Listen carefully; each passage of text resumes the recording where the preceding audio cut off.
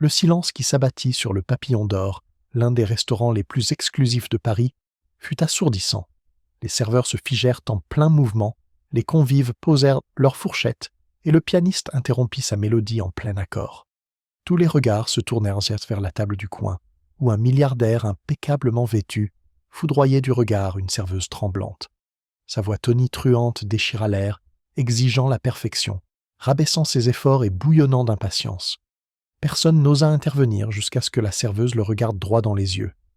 Une seule phrase glissa de ses lèvres, des mots si inattendus, si saisissants, qu'ils semblèrent suspendre le temps lui-même. À cet instant, la vie de Sophia Jenkins allait changer à jamais. Sophia n'avait jamais été du genre à chercher les ennuis. À 28 ans, elle jonglait entre 2 emplois, une montagne de dettes de prêts étudiants et une fille de ce pété en pleine de vie, Chloé, qui la suppliait constamment de prendre des cours de danse. Mais c'était la vie à Paris. Lorsque Sophia s'était vue offrir un poste à temps partiel au Papillon d'Or, un établissement étoilé au Michelin niché au cœur du 8e arrondissement, elle avait sauté sur l'occasion. Les pourboires à eux seuls pourraient la maintenir à flot dans une ville où l'argent coulait à flot, mais s'attardaient rarement parmi la classe ouvrière. Situé à l'étage supérieur d'un élégant immeuble haussmannien, le Papillon d'Or était réputé pour son menu fusion franco-asiatique et un code vestimentaire tacite qui refusait le moindre écart de formalité. Le personnel portait des uniformes noirs et blancs, impeccables, avec des revers brodés, et chaque employé était formé selon des normes irréprochables.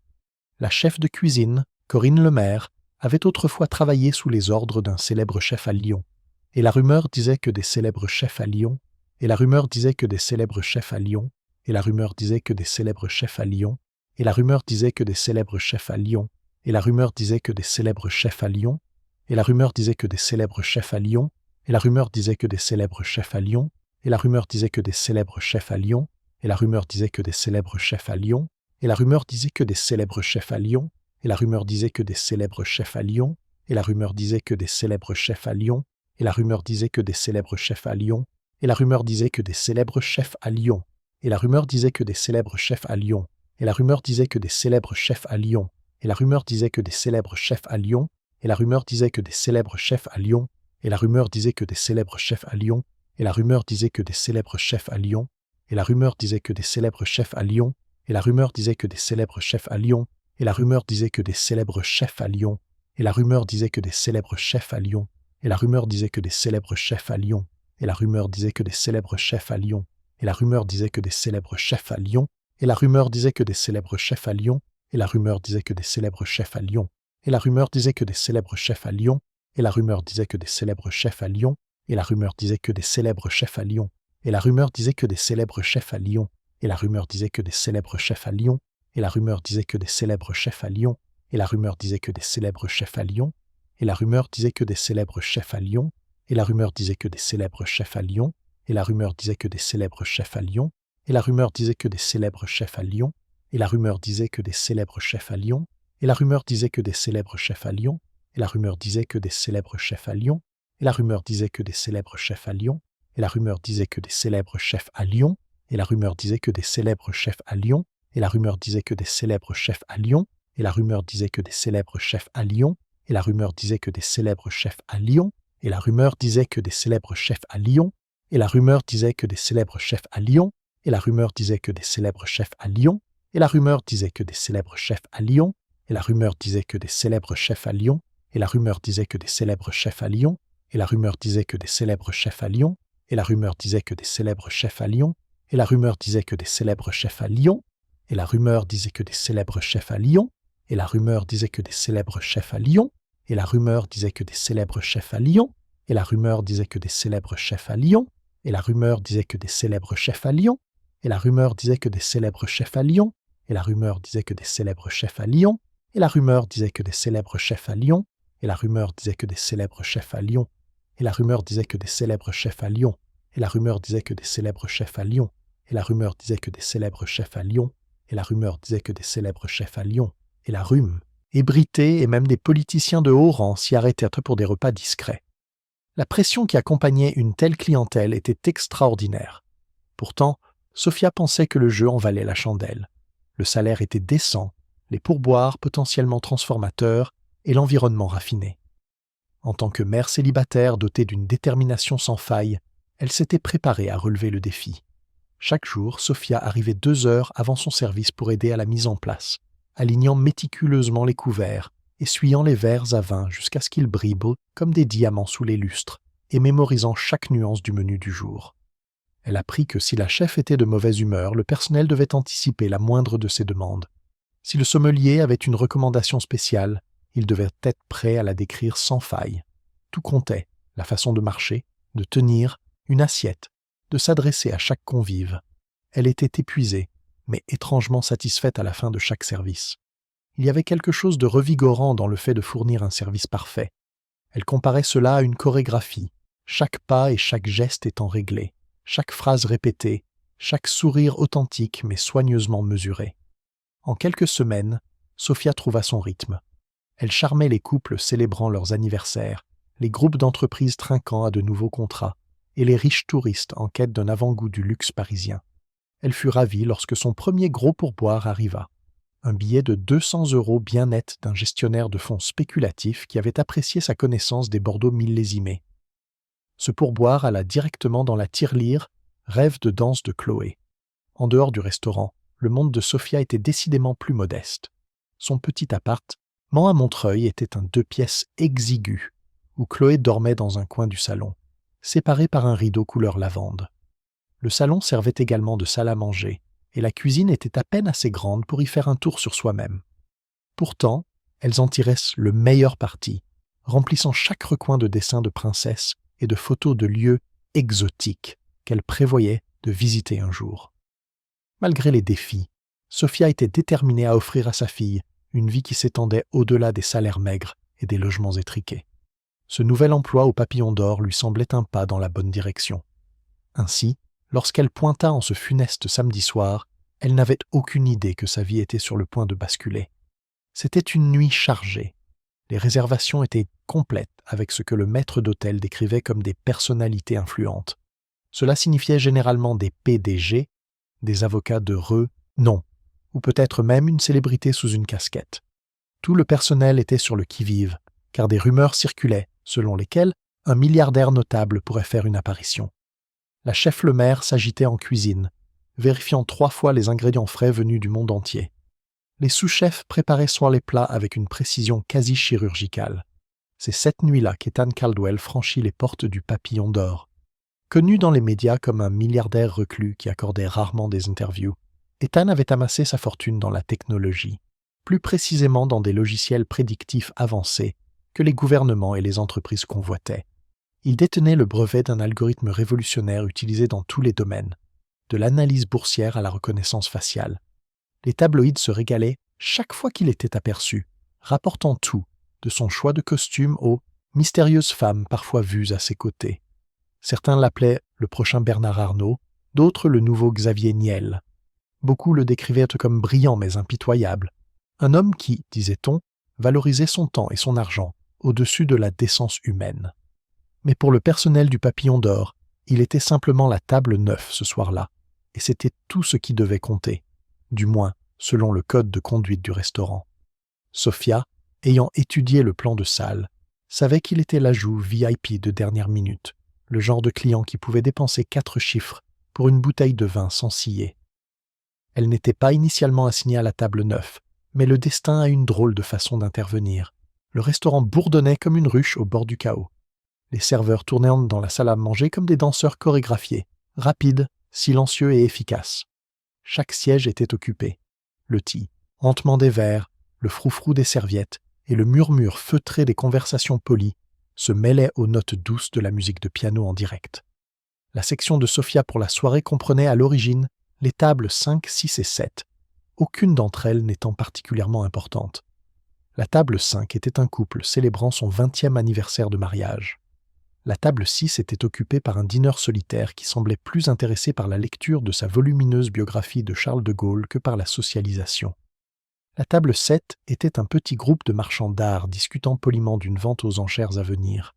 Sophia venait de servir avec succès un amuse-bouche, un trio de canapés délicats, à chaque table sans incident. Jusqu'ici, tout allait bien. Puis vint la surprise.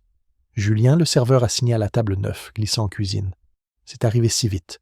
Il portait un plateau de flûte de champagne destinés à la secte. Yon vit pis quand une garniture égarée de micro-pouces tomba au sol, lui faisant perdre l'équilibre. Julien bascula, les flûtes et le champagne s'écrasant dans un arc étincelant et spectaculaire. Il se tordit gravement la cheville. Le maître d'hôtel se précipita, anxieux et pâle, tandis que la chef le maire laissait échapper un hoquet audible depuis le passe-plat. Dans ce moment frénétique, le maître d'hôtel balaya le restaurant du regard à la recherche d'un remplaçant adéquat. Une autre serveuse venait de commencer sa pause. Un autre était submergé par une table de 12 personnes à l'autre bout de la salle. Son regard se posa sur Sophia. « Sophia, dit-il rapidement, c'est à vous. » Elle cligna des yeux, le cœur battant. Elle était nerveuse, mais la règle tacite au papillon d'or était inflexible. On ne remet jamais en question un ordre, surtout devant les clients. Elle hocha la tête sèchement, trouva un plateau vide et se prépara à servir. Ethan Caldwell, le milliardaire reclus, réputé aussi exigeant que puissant. Prenant une profonde inspiration, elle s'approcha de la table 9. Ethan Caldwell n'avait pas plus de 45 ans, grand et large d'épaules, avec des cheveux poivre et sel soigneusement coiffés. Il portait un costume bleu marine sur mesure avec de fines rayures qui coûtaient probablement plus qu'un an de loyer de Sophia. À son poignet brillait une montre d'une opulence discrète, quelque chose de suisse, sans aucun doute. À côté de lui était assis un associé, plus frêle, tout aussi bien habillé, dont Sophia apprendrait plus tard le nom, Aaron Welch. Autour d'eux, 2 gardes du corps étaient assis à des tables séparées, essayant d'être discrets, mais échouant lamentablement avec leurs costumes noirs assortis et leurs oreillettes. Sophia s'approcha, la posture droite, les yeux calmes. Un léger sourire se dessina sur ses lèvres. « Bonsoir, dit-elle, la voix humble. Bienvenue au Papillon d'Or, je m'appelle Sophia, et je m'occuperai de vous ce soir. Puis-je commencer par vous proposer nos cocktails signature, ou préférez-vous consulter la carte des vins ?» Ethan la regarda à peine, ne reconnaissant que très peu sa présence. Elle pouvait voir la lueur d'agacement dans ses yeux gris acier, probablement due au petit incident avec le champagne. Aaron Welch offrit un sourire poli, mais Ethan ne dit rien. « La carte des vins, marmonna-t-il. Et vite, si vous avez un bon millésime de Riesling, apportez-le. » Il ne leva pas les yeux de son téléphone, ses doigts courant sur l'écran. Sophia hocha la tête et se dépêcha d'aller chercher la carte des vins, ignorant le nœud qui se formait dans son estomac.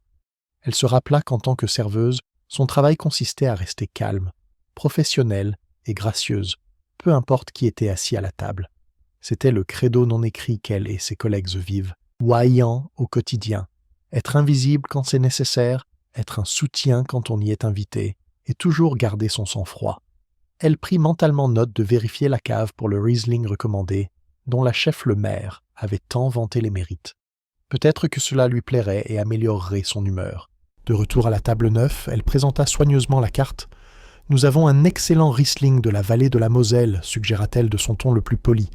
C'est un millésime 2001, assez rare, avec des notes de pêche, d'abricot et une finale minérale. La chef Corinne Lemaire en dit le plus grand bien. Je pense qu'il s'accorderait à merveille avec les suggestions du jour. » Ethan marqua une pause, puis jeta la carte des vins de côté, comme si c'était une distraction. Il ne l'avait pas encore regardé directement dans les yeux. « Très bien, apportez-le, claqua-t-il. Mais ne perdons pas de temps avec des choses. Bon marché, je peux payer pour la qualité. » Sophia hocha la tête, força un léger sourire et s'éloigna. Pendant le bref instant qu'elle passa à chercher la bouteille et à récupérer les verres appropriés, elle sentit une pointe d'anxiété. Il n'y avait rien d'inhabituel à avoir des clients exigeants, certains même à la limite de l'hostilité. Mais il y avait une aura autour d'Ethan Caldwell, une électricité dans l'air qui la mettait mal à l'aise.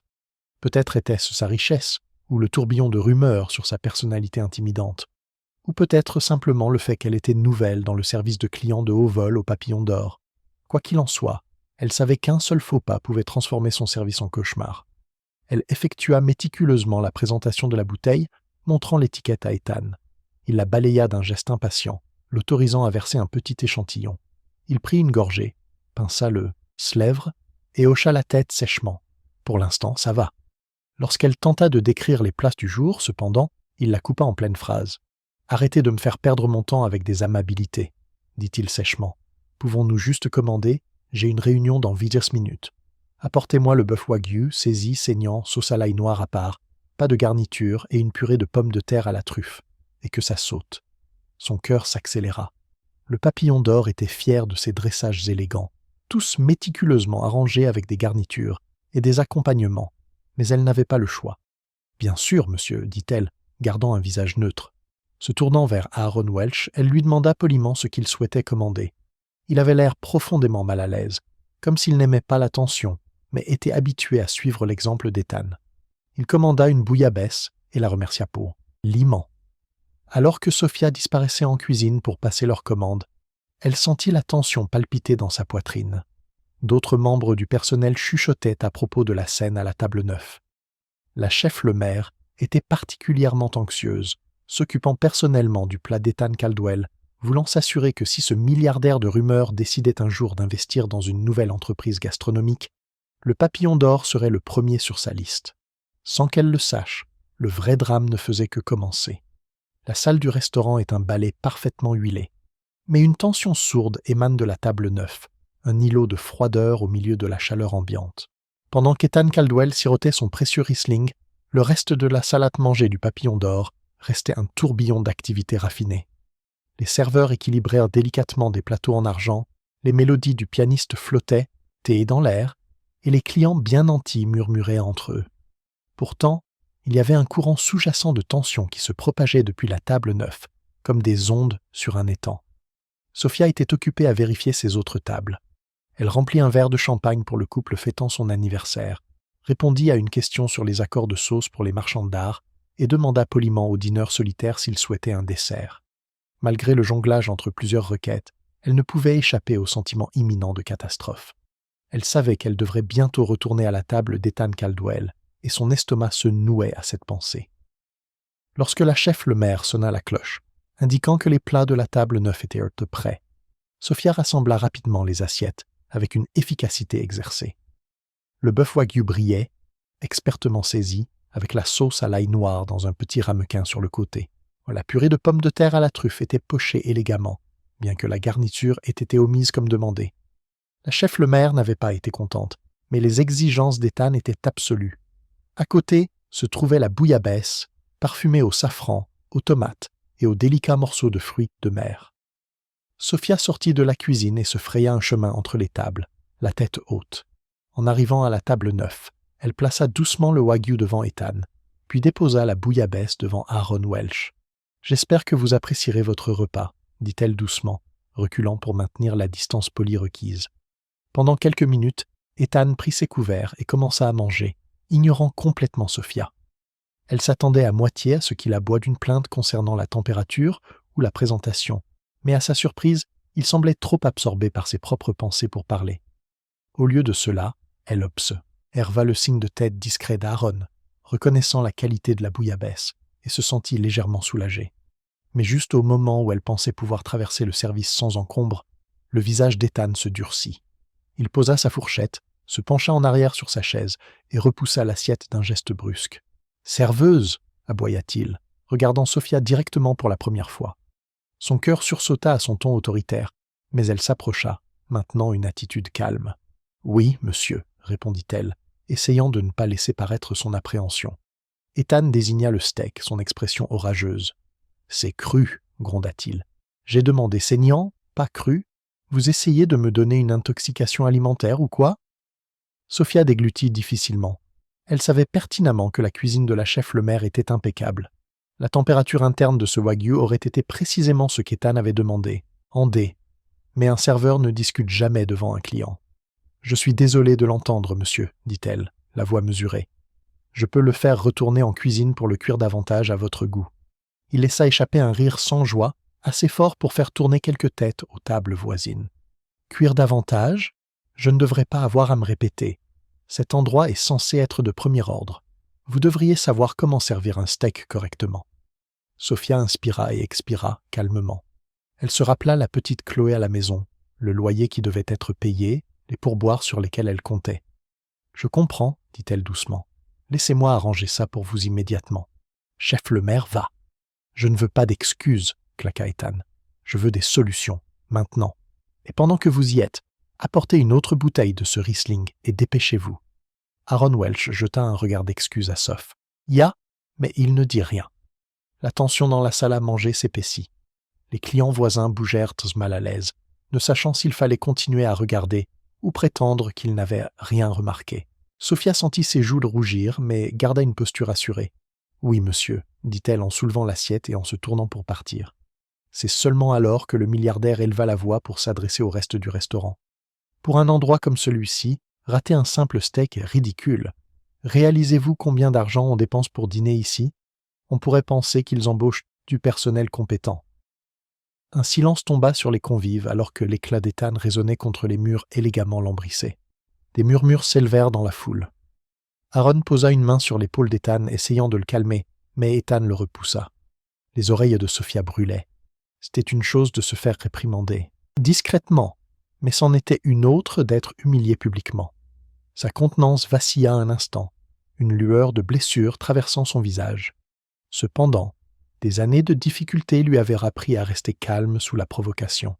Elle disparut en cuisine, demanda à la chef le maire de cuire le steak juste un peu plus longtemps et récupéra une autre bouteille de Riesling. La chef était furieuse de l'accusation de crudité d'Ethan et se demanda si cet homme comprenait même ce que saignant signifiait. Néanmoins, leurs mains étaient liées. Le client a toujours raison, surtout un milliardaire qui pouvait faire ou défaire des réputations. Sophia revint avec le wagyu rectifié et la nouvelle bouteille, la présentant soigneusement pour l'approbation d'Ethan. Il ne montra aucun signe de courtoisie, levant simplement son verre pour un remplissage pendant qu'elle versait. Des rides de tension plissaient son front, et sa voix d'égout, linée de mépris. Elle posa le steak devant lui. « J'espère que c'est à votre satisfaction, » dit-elle, retenant toute pointe d'agacement dans son ton. Il la foudroya du regard, mais coupa dans la viande. Il prit une bouchée, puis hocha la tête sèchement. « Enfin, marmonna-t-il. » Puis il ajouta, « Vous auriez dû le faire correctement la première fois. » Sa voix résonna. Quelques clients la regardèrent maintenant ouvertement, tandis que d'autres feignaient d'être absorbés par leur repas. Le pianiste continua de jouer, plus doucement, plus hésitant, essayant en vain de maintenir l'ambiance. Les yeux d'Ethan se levèrent vers Sophia. « Eh bien, qu'est-ce que vous attendez?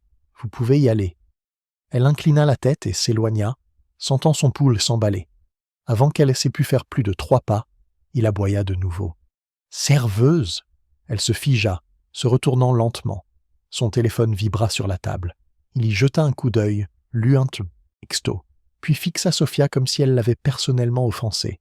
« Apportez-moi l'addition maintenant, » ordonna-t-il, « et faites venir votre directeur. » L'estomac de Sophia se serra. Ça ne pouvait pas être bon. Elle se précipita vers le maître d'hôtel, qui se tendit immédiatement à la demande.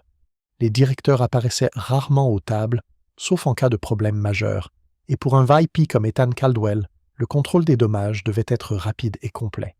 Le maître d'hôtel lissa sa veste et rejoignit Sophia, s'approchant de la table neuve avec une diplomatie prudente.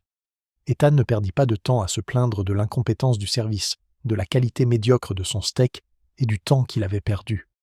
Le maître d'hôtel tenta de le calmer, s'excusant profusément et promettant de retirer le wagyu de la note. C'est alors que le moment redouté arriva.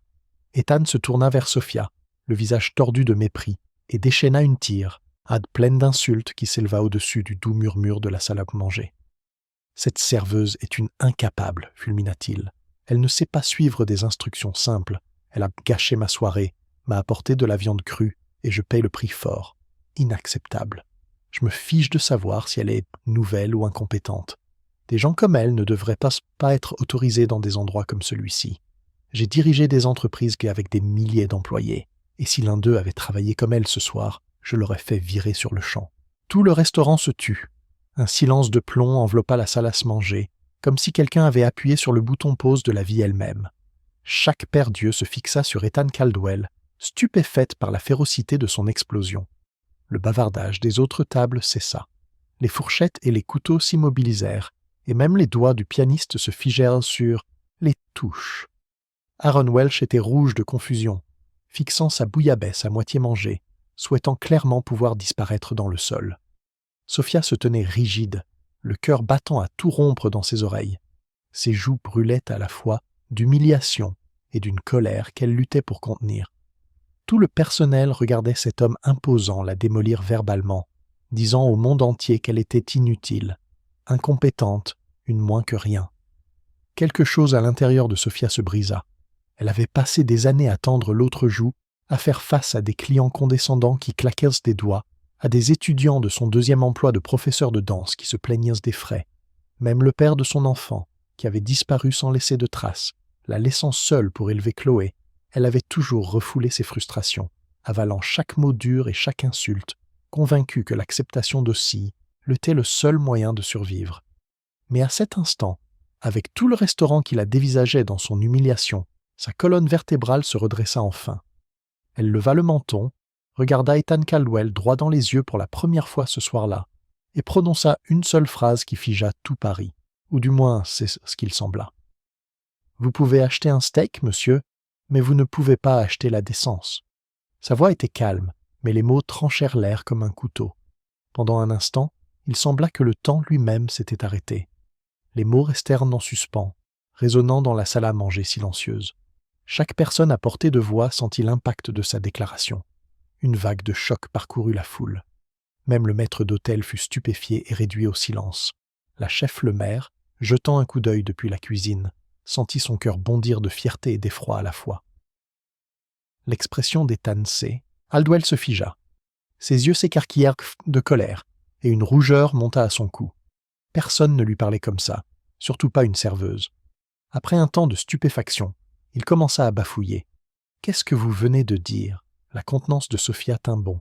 Sa posture était droite comme une flèche, son regard inébranlable. « J'ai dit, vous pouvez acheter un steak, mais vous ne pouvez pas acheter la décence, » répéta-t-elle, sa voix faisant écho à la résolution calme de quelqu'un qui en avait finalement assez.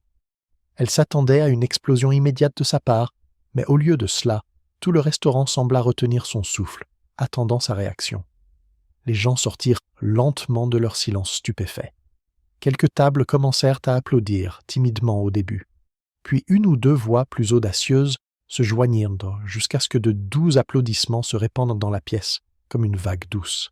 C'était une manifestation de solidarité subtile mais tangible avec la serveuse courageuse qui avait osé dire sa vérité. Le visage d'Ethan se tordit de rage. Il se leva brusquement, manquant de renverser sa chaise. Le steak à moitié mangé devant lui gisait oublié. « Comment osez-vous » rugit-il. « Avez-vous la moindre idée de qui je suis ? Je pourrais acheter tout ce restaurant et vous virer tous. Je pourrais ruiner votre vie d'un simple coup de fil. » Sophia déglutit, son pouls battant la chamade. Mais elle refusa de reculer. Elle n'était pas idiote. Elle connaissait le risque qu'elle avait pris en parlant. Elle pourrait perdre son emploi, le seul revenu stable qu'elle avait. Mais à cet instant, son amour-propre l'emportait sur sa peur. « Je sais très bien qui vous êtes, monsieur Caldwell, » dit-elle doucement, sa voix ne vacillant que légèrement. « Je sais aussi que cela ne vous donne pas le droit de traiter les gens comme s'ils étaient jetables. » Les applaudissements se firent plus forts. Quelques clients se levèrent, hochant la tête en signe d'accord. Un tourbillon de confusion s'empara du maître d'hôtel. D'un côté, il devait protéger la réputation du restaurant d'un milliardaire furieux. De l'autre, la boussole morale de chaque personne dans cette pièce avait été ébranlée par le comportement vicieux d'Ethan. Le personnel échangea des regards inquiets, incertains de la manière d'intervenir. La respiration d'Ethan Caldwell était lourde. Il déplaça son regard de Sophia au maître d'hôtel, puis aux spectateurs autour de lui, qui tous la regardaient en silence, ou montraient ouvertement leur soutien à la serveuse. C'était un moment surréaliste, une confrontation entre un homme extrêmement riche et une femme courageuse qui en avait assez d'être piétinée. « Votre directeur » siffla Ethan en se tournant vers le maître d'hôtel. « Maintenant. » Le maître d'hôtel s'avança, les mains tendues dans un geste conciliant. « Monsieur Caldwell, veuillez accepter nos excuses pour tout. » Ethan le fit taire d'un geste de la main. « J'en ai fini, dit-il, la voix bouillonnante de colère. Je ne passerai pas une minute de plus ici. C'est inacceptable. Réalisez-vous quel cauchemar de relations publiques c'est pour moi ? Je veillerai à ce que cet établissement souffre. Et vous, gronda-t-il en direction de Sophia, vous venez de faire la plus grosse erreur de votre vie. » Sans attendre l'addition, il jeta une liasse de billets sur la table, dépassant de loin le montant de la note, apparemment, et attrapa son téléphone. Aaron Welch se dépêcha de le suivre, murmurant des excuses au personnel stupéfait. Les deux gardes du corps, qui s'étaient levés brusquement quand Ethan avait crié, suivirent leur employeur hors de la porte, laissant tout le restaurant dans un état de stupeur silencieuse. Sophia resta figée sur place, tout son corps tremblant, sous l'effet de l'adrénaline. Avait-elle vraiment fait ça ? Le poids de ces mots la frappa, et elle se demanda si elle n'était pas allée trop loin. Elle avait peut-être perdu son emploi. Le coup de cette phrase rebelle pourrait signifier un désastre financier. Mais au fond d'elle, une braise de fierté brillait dans sa poitrine. Elle avait dit la vérité au pouvoir, même si cela devait lui coûter tout. L'écho des menaces d'Ethan Caldwell persista dans la salle à se manger bien après qu'il soit sorti en trombe. Les gens se mirent à chuchoter entre eux, certains secouant la tête avec incrédulité. D'autres jetaient des regards furtifs à Sophia, qui restait debout près de la table 9. L'argent éparpillé sur la table ressemblait à des confettis indésirables. Ce n'est qu'à ce moment-là qu'elle réalisa que ses yeux étaient pleins de larmes. Le stress, la peur et le triomphe de cet unique instant la submergèrent. Avant qu'elle ne puisse essuyer ses yeux, le maître d'hôtel s'avança, suivi de près par la chef le maire qui avait émergé de la cuisine. « Sophia, dit-il doucement, posant une main sur son épaule, est-ce que ça va ?» Elle déglutit difficilement et hocha la tête, chassant les larmes. « Je suis désolée, » réussit-elle à dire. « Je ne sais pas ce qui m'a pris. » La chef.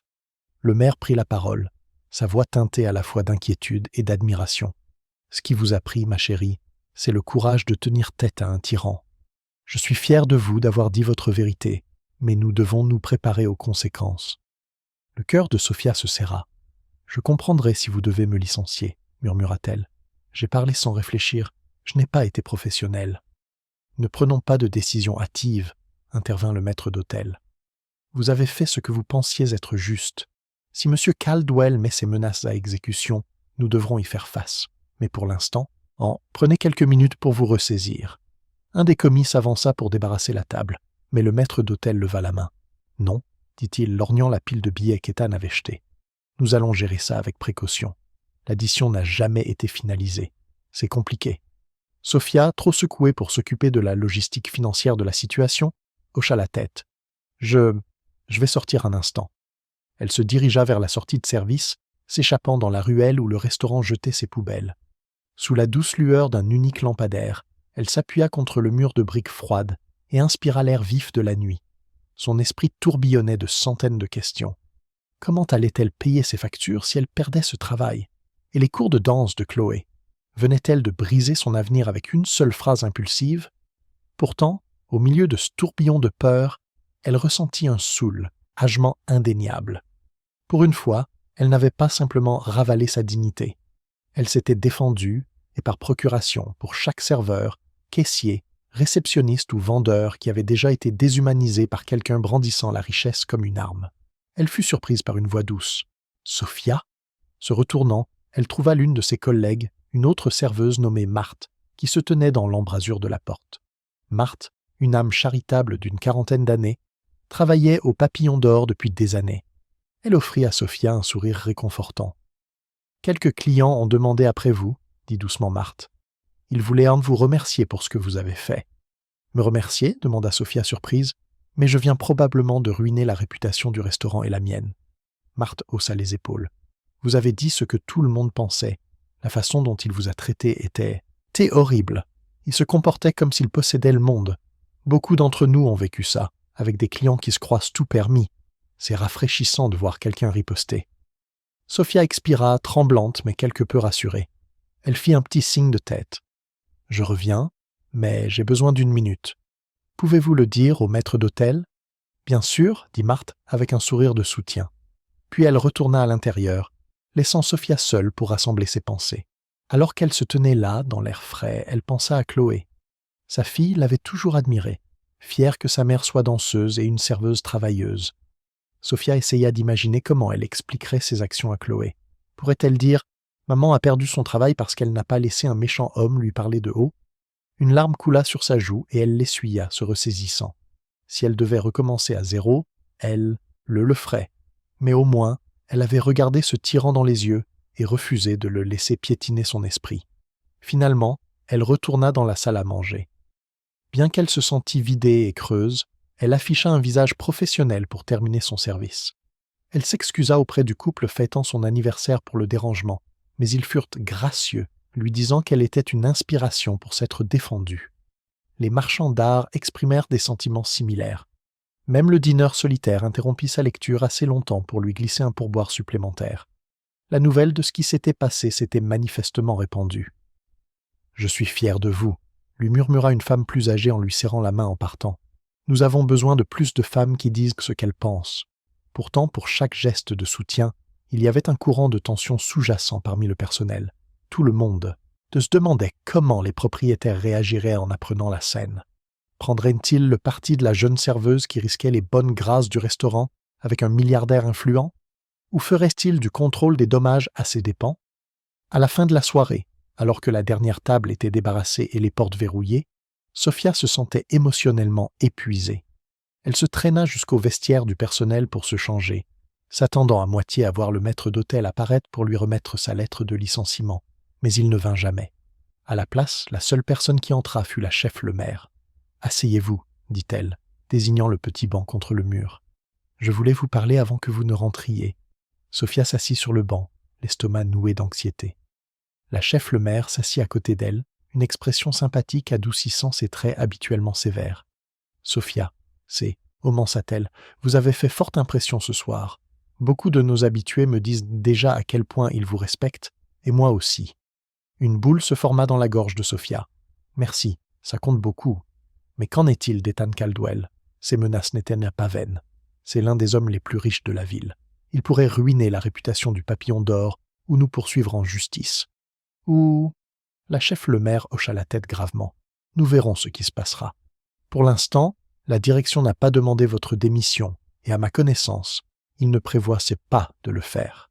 En fait, le maître d'hôtel a laissé entendre que les propriétaires pourraient vouloir adopter une approche différente. Il y a beaucoup de soutien pour vous, plus que vous ne l'imaginez. Je vous suggère de rentrer chez vous, de vous reposer et d'attendre de leurs nouvelles demain. » Le soulagement envahit Sophia, même si elle ne pouvait pas se détendre complètement. « Merci, chef, » murmura-t-elle, les larmes aux yeux de nouveau. La femme plus âgée lui tapota la main. « Rentrez chez vous, serrez votre fille dans vos bras. Demain est un autre jour, et nous y ferons face ensemble si nécessaire. » Sophia hocha la tête, rangea ses affaires et quitta le restaurant. Elle sauta dans le métro pour rentrer à Montreuil, son esprit toujours en ébullition. En regardant les lumières vacillantes du tunnel, elle ne pouvait s'empêcher de penser aux conséquences de ses actes. Demain apporterait soit l'espoir, soit la catastrophe, ou peut-être les deux. Mais pour l'instant, elle se raccrochait à un petit sentiment de victoire. Elle n'avait aucune idée que ces mots deviendraient bientôt une sensation virale. Lorsque Sophia se réveilla le lendemain matin, son téléphone vibrait sans cesse sur sa table de chevet. Elle grogna, jetant un coup d'œil à l'horloge. 6h30. 1 heure indue, pour un dimanche. Faisant glisser son doigt sur l'écran, elle vit un barrage de SMS, d'appels manqués et de notifications d'applications de médias sociaux qu'elle n'ouvrait que rarement. Son pouls s'accéléra. Que se passait-il donc? Elle déverrouilla son téléphone pour trouver un flot de messages, certains de ses collègues du Papillon d'Or, d'autres d'amis à qui elle n'avait pas parlé depuis des années, et même de numéros inconnus. Des mots lui sautèrent aux yeux. « OMG, tu es en tendance. Tu vas bien? C'était si courageux. Appelle-moi dès que possible. » Son cœur battait la chamade alors qu'elle parcourait les réseaux sociaux. Elle était identifiée dans plusieurs publications. Une vidéo en particulier, des images tremblantes filmées par le téléphone d'un client, montrait Ethan Caldwell la réprimandant dans le restaurant, puis capturait le moment crucial où elle prononça la phrase qui laissa la salle stupéfaite. « Vous pouvez acheter un steak, monsieur, mais vous ne pouvez pas acheter la décence. » Le clip se terminait par le départ outré d'Ethan, suivi des applaudissements qui se propagèrent dans la salle à manger. La vidéo avait déjà des centaines de milliers de vues sur Twitter et Instagram, avec des commentaires affluant à une vitesse vertigineuse. Enfin quelqu'un qui tient tête à ce crétin de milliardaire. Bravo la serveuse. Respect. Je veux la trouver et lui donner une médaille. Ethan Caldwell est un tyran connu. Bien fait pour lui. Il y avait aussi des détracteurs qui insistaient sur le fait que Sophia avait dépassé les bornes, qu'un serveur ne devrait jamais parler à un client de cette façon, surtout à quelqu'un qui pouvait ruiner sa vie. Mais la majorité semblait massivement la soutenir. Le hashtag « Vous ne pouvez pas » acheter, la décence fut en tendance toute la matinée. Sophia se sentit prise de vertige et d'anxiété. Elle n'avait jamais demandé ce genre et d'attention. Et si les propriétaires du Papillon d'Or voyaient ça et décidaient un coup qu'elle était un handicap? Et si Ethan Caldwell lançait une action en diffamation? Elle n'était qu'une mère célibataire essayant de joindre les deux bouts, pas une combattante de la liberté prête à affronter un titan de la technologie. Toujours en pyjama, Elle arpenta son étroit salon pendant que Chloé, encore à moitié endormie, sortait de sa chambre improvisée. Se frottant les yeux, sa fille demanda « Maman, pourquoi tu es levée si tôt ?» Sophia afficha un sourire forcé. « Ne t'en fais pas, ma puce, dit-elle en l'embrassant sur le front. Et si je nous faisais des crêpes avant toute autre chose aujourd'hui ?» Les yeux de Chloé s'illuminèrent. « Oui, s'il te plaît, avec des pépites de chocolat. »« Bien sûr, » dit doucement Sophia. Pendant qu'elle fouettait la pâte, son téléphone continuait de vibrer sur le comptoir. Elle reçut un appel de Marthe, qui semble l'était essoufflée. « Tu n'as aucune idée de ce qui se passe, » s'exclama Marthe. « Les propriétaires viennent de convoquer une réunion d'urgence avec tout le personnel pour midi aujourd'hui. La rumeur dit que des journalistes appellent le restaurant sans arrêt pour essayer d'avoir ton nom. C'est de la folie. » L'estomac de Sophia se serra. « Tu penses qu'ils vont me virer ?» Marthe hésita. « Je ne sais pas, mais je sais que nous sommes tous derrière toi. Des clients ont appelé aussi pour te féliciter de ce que tu as fait. Tiens bon. » Sophia la remercia et posa le téléphone, se concentrant sur le retournement des crêpes comme si sa vie en dépendait. Après le petit déjeuner, elle habilla Chloé et l'emmena chez son amie Lydie, qui gardait souvent Chloé lorsque Sophia avait des obligations de dernière minute. Elle se confia à Lydie sur la situation et Lydie, toujours optimiste, la rassura en lui disant que tout s'arrangerait. C'est avec des mains tremblantes et un cœur battant que Sophia arriva au Papillon d'Or juste avant midi. Une petite foule de journalistes et de caméramans étaient massés devant l'entrée, brandissant des microphones et des caméras. Elle reconnut les logos des chaînes d'information locales et sa poitrine se serra d'angoisse. Comment cela avait-il pu dégénérer si vite ? L'un des journalistes la repéra. « Mademoiselle, est-il vrai que vous êtes la serveuse qui a tenu tête à Ethan Caldwell ? Pouvez-vous nous dire ce qui s'est passé ?» Sophia baissa les yeux et tenta de se faufiler. Elle ne voulait faire aucune déclaration qui pourrait aggraver sa situation. Le maître d'hôtel était à la porte, la faisant entrer rapidement. « Content de vous voir, » murmura-t-il. « Allez simplement dans le salon privé au fond. La réunion va commencer. » À l'intérieur, chaque membre du personnel était déjà assis. Barman, serveur, chef, commis et hôtes. La tension était palpable. En tête de salle se tenaient Franco Moretti, le directeur général du restaurant, et Patrice Fontaine, l'actionnaire majoritaire du Papillon d'Or. Sophia n'avait vu Patrice qu'une seule fois auparavant, lors d'un événement spécial. Patrice était une femme grande et élégante, la cinquantaine, aux cheveux argentés coiffés en un chignon lisse. Sa posture dégageait de l'assurance et ses yeux bleus froids commandèrent l'attention de la salle. Quand Sophia entra, les têtes se tournèrent et elle sentit une rougeur lui monter au cou. Elle se glissa discrètement sur un siège près du fond. Franco s'éclaircit la gorge et commença. « Merci à tous d'être venus à si court préavis. Comme vous le savez probablement tous maintenant, une vidéo concernant un incident dans notre restaurant la nuit dernière est devenue virale. Bien que cela ait placé notre établissement sous un examen médiatique soudain, nous devons gérer cette situation de manière professionnelle et collaborative. » Il jeta un coup d'œil à Patrice, qui s'avança. « Le Papillon d'Or s'est toujours enorgueilli de l'excellence, dit-elle, la voix claire. Non seulement dans notre cuisine, mais aussi dans notre service. Cependant, nous croyons également qu'il faut traiter notre personnel avec dignité. Nous ne tolérons pas les mauvais traitements de nos employés par quiconque, quelle que soit sa richesse ou son influence. » Un faible murmure parcourut le personnel. Le cœur de Sophia s'emballa à la déclaration de Patrice. Était-il possible que la direction du restaurant la soutienne réellement ? Le regard de Patrice balaya la pièce jusqu'à ce qu'il trouve Sophia. « Sophia Jenkins, dit-elle, veuillez vous avancer. » Un silence se fit. L'estomac de Sophia se noua alors qu'elle se levait de sa chaise et marchait vers l'avant de la pièce, consciente que tous les yeux la suivaient. « Sophia, » commença Patrice. « J'ai été informé des détails de l'événement d'hier soir. Nous avons tous vu les images qui circulent. Bien que nous n'encouragions généralement pas les confrontations publiques avec les clients, votre réponse aux abus verbaux de M. Caldwell a déclenché une conversation bien nécessaire sur le respect et la valeur des travailleurs du secteur des services. En tant que propriétaire du Papillon d'Or, je crois qu'il est crucial de soutenir mon personnel lorsqu'il a été attaqué injustement. » Sophia déglutit, sa voix à peine un murmure. « Merci, Madame Fontaine, j'apprécie vraiment. Je n'ai jamais eu l'intention de provoquer une scène ou d'attirer une presse négative sur le restaurant. J'ai juste... » « Vous avez dit la vérité, » l'interrompit doucement Patrice. « J'ai déjà contacté notre équipe juridique au cas où M. Caldwell déciderait d'engager des poursuites, ce dont nous doutons. L'opinion publique semble être en votre faveur et toute action en justice de sa part, lui, causerait probablement plus de tort devant le tribunal de l'opinion publique. Le soulagement parcourut Sophia. Elle n'avait pas réalisé à quel point elle était tendue jusqu'à ce moment. Est-ce que ça veut dire que j'ai toujours un travail ? Les lèvres de Patrice se courbèrent en un sourire ironique. Oui, Sophia, vous avez toujours un travail. En fait, nous aimerions souligner votre dévouement et votre sang-froid dans des circonstances extrêmes. Cependant, nous devons être prudents avec les médias.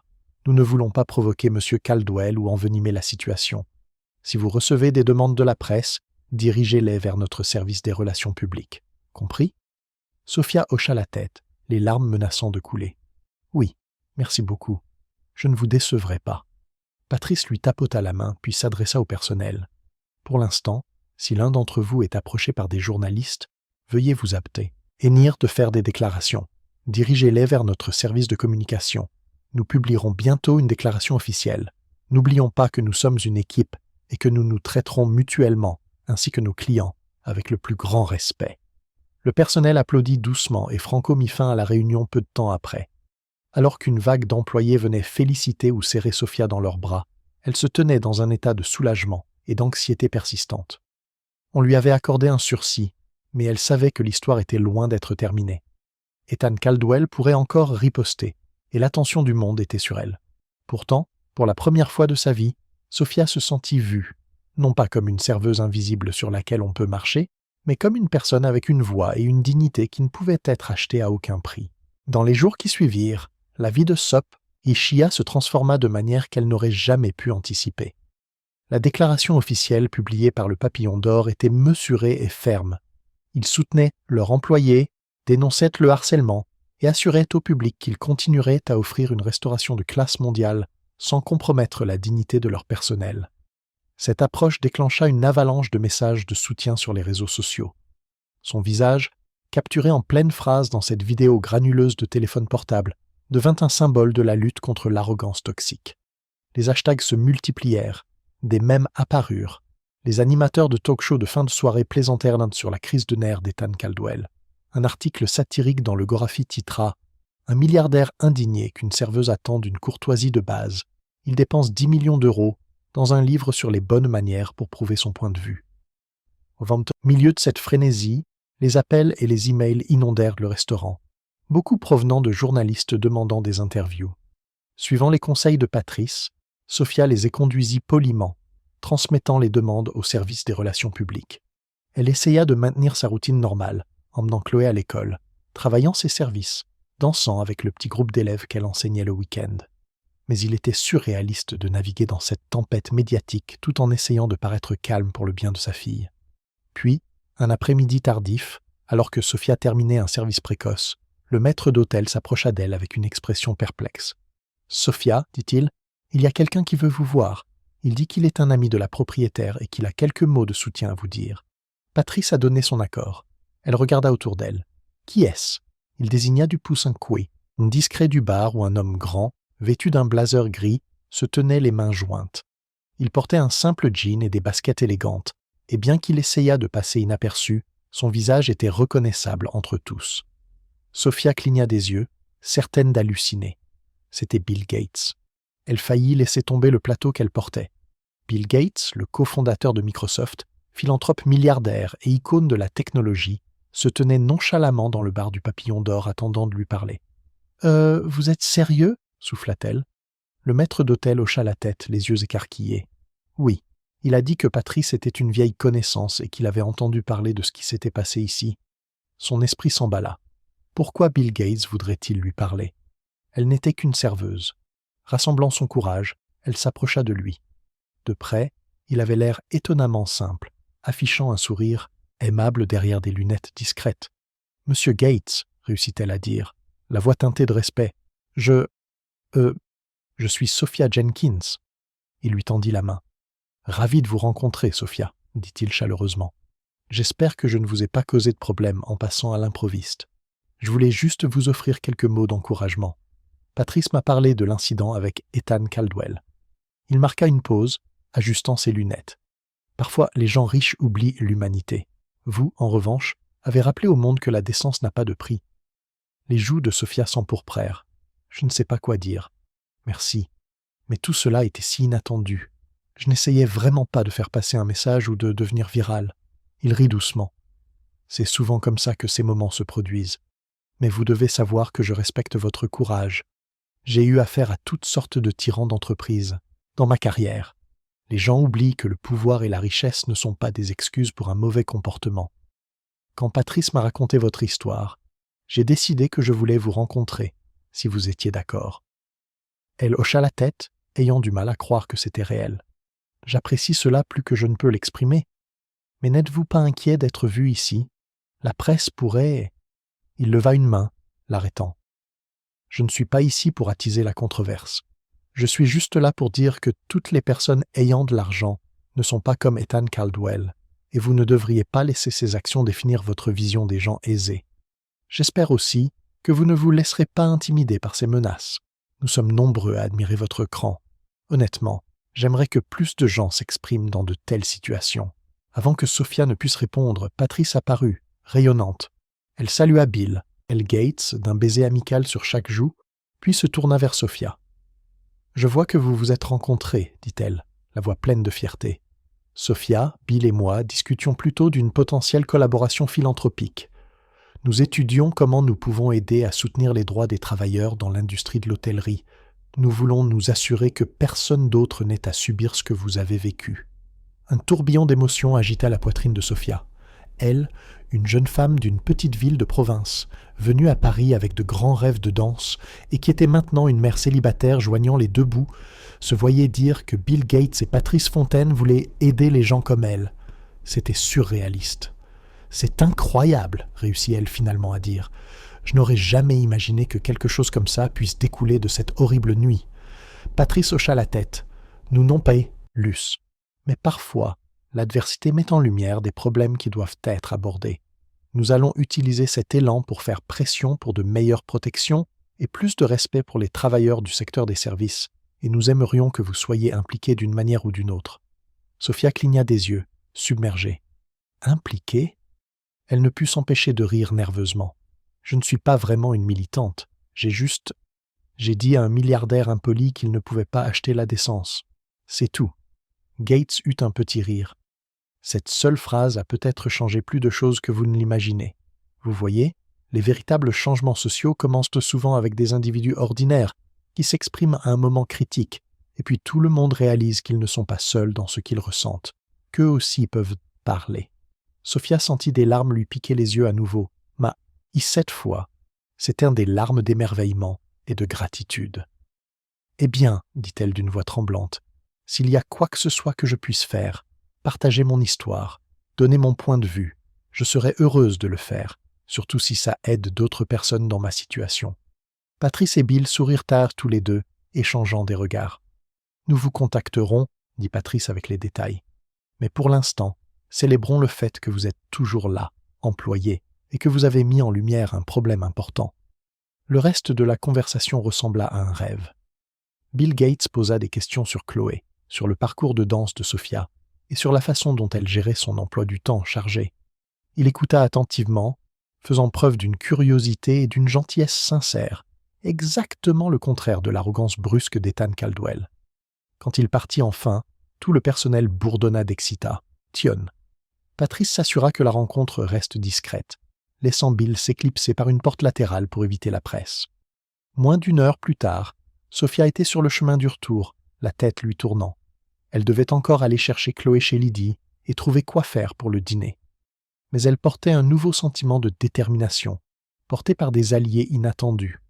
La confrontation avec Ethan Caldwell avait déclenché une vague d'épreuves, mais aussi un courant de compassion et d'activisme qu'elle n'aurait jamais cru possible.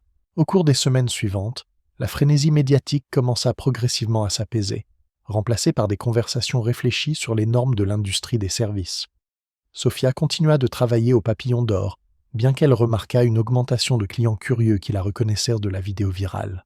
Certains venaient par pure curiosité, espérant apercevoir la célèbre serveuse, mais beaucoup arrivaient avec une admiration sincère, laissant de généreux pourboires et des mots d'encouragement. Un soir, Patrice organisa une réception privée au Papillon d'Or, invitant des leaders de l'industrie, des personnalités philanthropiques et quelques journalistes triés sur le volet.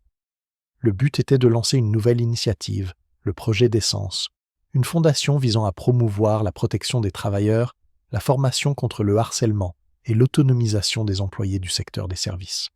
Patrice présenta Sophia comme le catalyseur inattendu du mouvement. Debout devant le microphone dans la salle à manger faiblement éclairée, vêtue de son uniforme de serveuse noire, Sophia se sentit à la fois terrifiée et exaltée. Elle regarda la foule, des chefs, des restaurateurs, des militants, même quelques célébrités. Bill Gates se tenait aux côtés de Patrice, hochant la tête en signe de soutien, cils, anxieux. Sophia prit une profonde inspiration. « Bonsoir », commença-t-elle, la voix légèrement tremblante. « Je n'aurais jamais pensé me tenir ici, à parler devant une salle de personnalités aussi distinguées. Il y a 1 mois, j'étais juste une serveuse, essayant de subvenir aux besoins de ma fille et de bien faire mon travail. Mais une nuit, tout a changé. J'ai prononcé une seule phrase à un homme puissant, et elle a résonné bien au-delà de ma condition. J'ai depuis appris que parfois, il ne faut qu'un moment de courage pour mettre en lumière un problème systémique, un problème qui affecte des millions de personnes dans l'industrie des services. » Elle marqua une pause, rassemblant ses pensées. « Je ne suis pas ici pour diaboliser qui que ce soit, mais je veux rappeler à tout le monde que le respect n'est pas une option. C'est un droit humain fondamental. Si nous pouvons créer un environnement où aucun serveur, caissier, agent d'entretien ou femme de chambre ne se sent impuissant face au harcèlement, alors nous aurons accompli quelque chose de bien plus grand qu'un simple moment viral. » Des applaudissements s'élevèrent de l'auditoire, doux mais sincères. Une vague de chaleur envahit Sophia, et elle sourit, se rappelant l'époque où elle était trop timide, même pour tenir tête à ses professeurs de danse à l'université.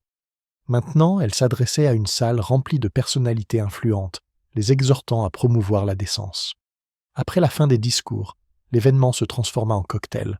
Les invités se mêlèrent, dégustant des amuse-gueules préparées par la chef le maire. Sophia se retrouva inondée de poignées de main et de cartes de visite. Une actrice hollywoodienne de premier plan, connue pour son activisme, dit à Sophia « J'aurais aimé avoir votre courage quand je travaillais comme serveuse à mes débuts. » Un restaurateur plus âgé en costume blanc hocha la tête, solennellement, et dit « Vous m'avez rappelé pourquoi je me suis lancé dans l'hôtellerie en premier lieu, pour servir et respecter les gens. » Plus tard, en sirotant un tonic au bar, Bill Gates s'approcha, lui adressant un sourire rassurant. « Bravo, dit-il. Vous avez géré ce discours comme une pro. » Elle rit, gênée. Mes jambes tremblaient tout le temps. Parler en public n'est pas vraiment mon truc. Il haussa un sourcil avec bienveillance. Vous sembliez à l'aise. Peut-être que c'est naturel chez vous. Il jeta ensuite un coup d'œil à Patrice, qui était engagé dans une conversation animée avec un groupe de journalistes, et baissa la voix.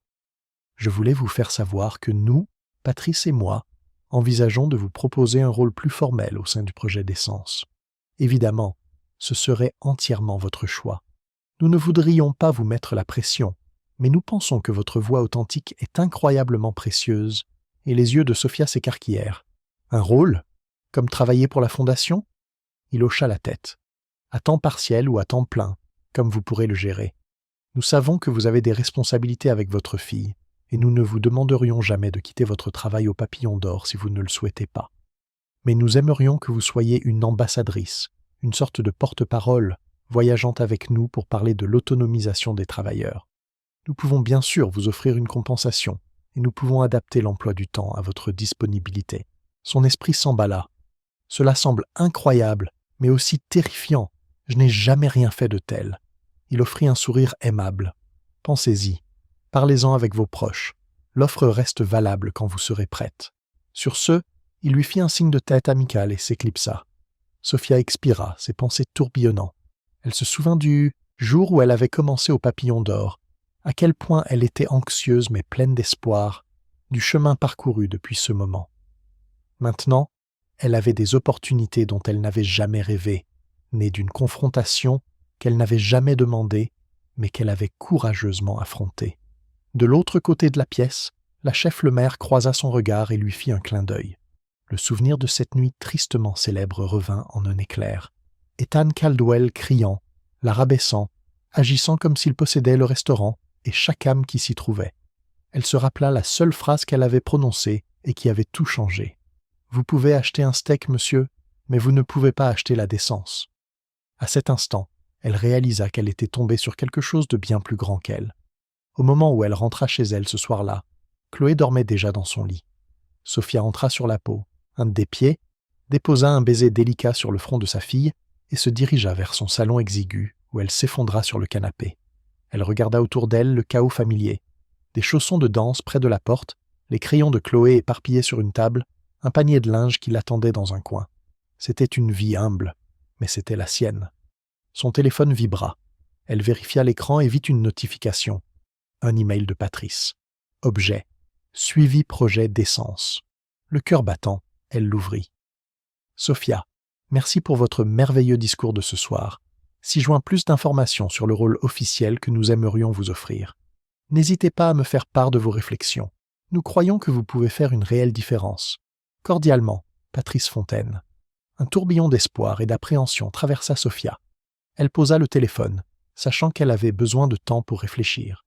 Pourrait-elle vraiment assumer un tel rôle, voyager et parler en public? Était-il sage de quitter ou de réduire ses heures au papillon d'or, un revenu dont elle dépendait encore désespérément? Pourtant, si cette opportunité lui permettait de mieux subvenir aux besoins de Chloé et d'aider des millions d'autres travailleurs du secteur des services, ne valait-elle pas la peine d'être considérée? Elle ne put s'empêcher de sourire en se remémorant ses propres mots.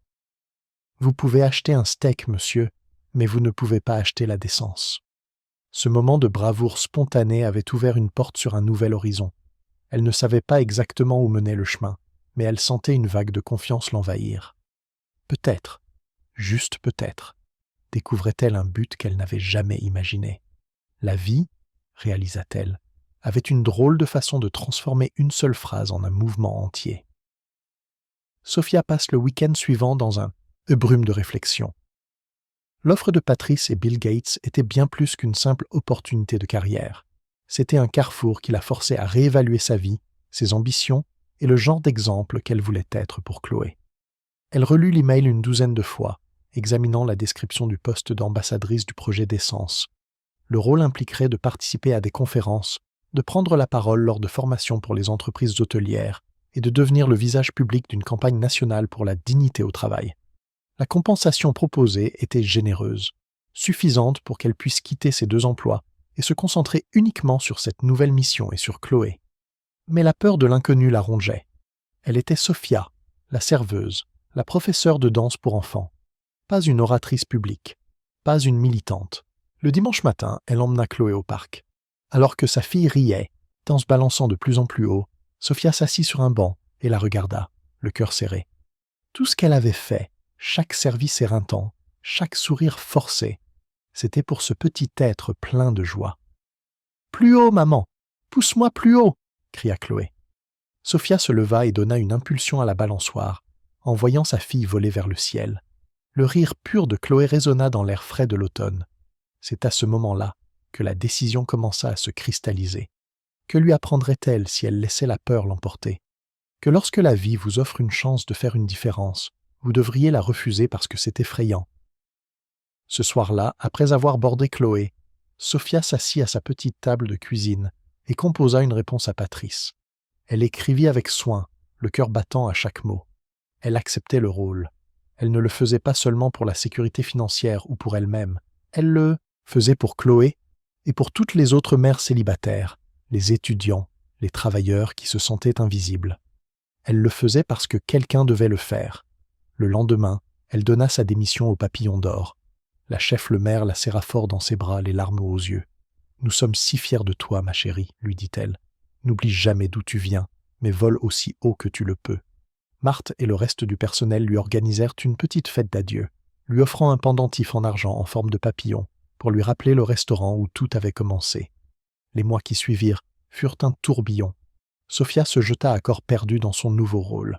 Elle travailla avec un coach pour parler en public, qui lui apprit que son authenticité et son histoire personnelle étaient ses plus grandes forces.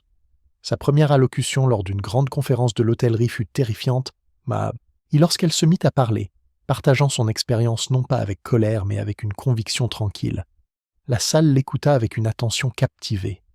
Elle ne parla pas seulement de l'incident avec Ethan Caldwell, elle parla des petites indignités quotidiennes, du stress de dépendre des pourboires, de la lutte pour garder le sourire face au manque de respect.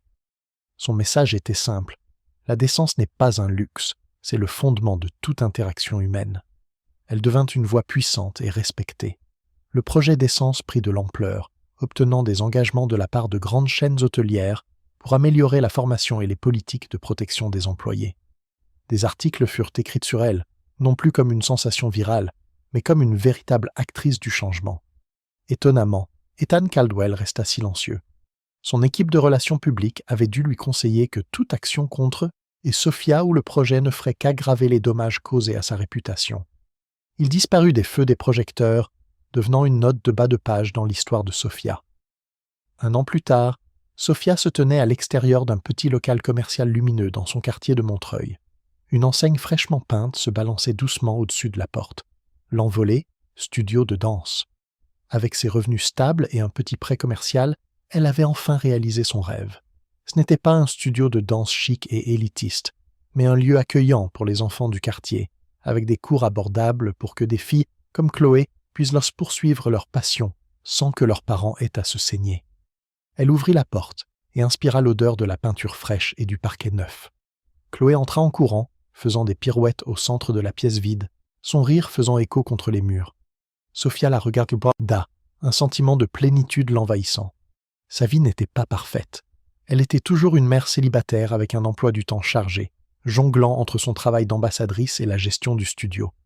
Mais elle était heureuse. Elle avait trouvé sa voie, son but. Elle n'était plus la serveuse timide qui acceptait les insultes en silence.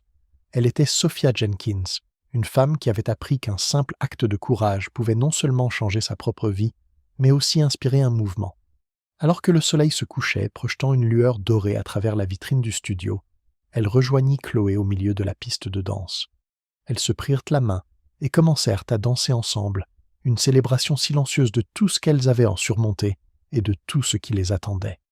C'était une renaissance, non pas née du feu d'une confrontation, mais de la conviction tranquille qu'elle avait le droit au respect.